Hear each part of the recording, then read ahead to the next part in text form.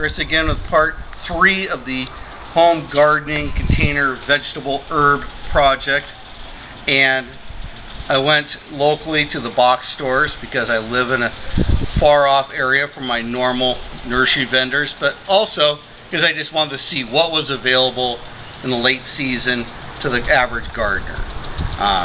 This is the 1st of August and there isn't a whole lot. After I get this stuff in the containers, then we're going to head to some of the premium growers that I know and start getting some more interesting and hard to find plant materials. Even for this time of year, there will be a good supply. Also, farmers market. Farmers market's an awesome source of transplants. You can find many growers there selling some of their extra plants, or people who are just doing their own vegetable herb transplants for you to have. I'm starting with a wide array. I've got my herbs, my basic herbs. I fortunately was able to find some basil, some thyme, some lemon thyme, some oregano, and some larger herbs, rosemary. I have 2 different rosemaries. I have an upright rosemary and then a low-growing or prostrate rosemary. Successfully planting these herbs together will not have the basil in with the rosemary. Okay, soft, delicate herbs with soft, delicate herbs. These large rosemaries or sages completely overwhelm the smaller herbs. They're going to go in their own planter. I've got an assortment here of chilies. I'm not going to go into them right now because there's no point. I do have my one trusty plant, my aloe vera plant.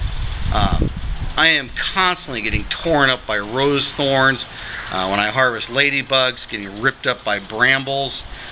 Nothing better to have than some aloe vera, first plant that's going in my garden. And I have a selection of tomatoes. Again, nothing extraordinary.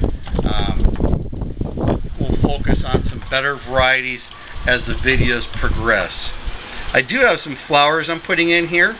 The flowers are, one, make it a little more attractive, but also the flowers bring in pests. I want some pests. I want some thrips, a small amount of mites, some caterpillars, because I also want all the beneficial insects to come. I'm going to get lots of pirate bugs, lots of lacewing.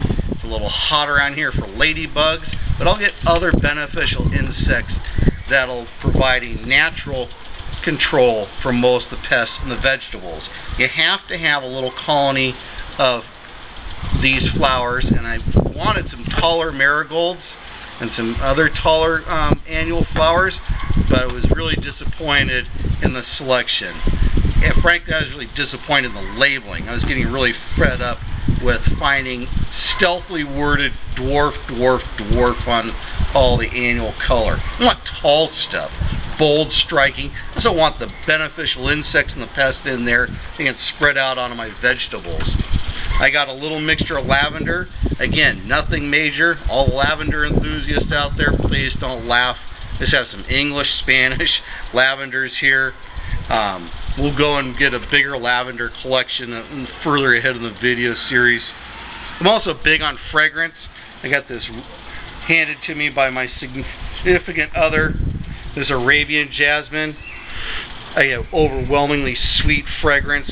But you know what? It's a vegetable garden. Don't get so hardcore you can't put something beautiful in it that's also fragrant. And along with that, I picked out these 2 Bouteillas.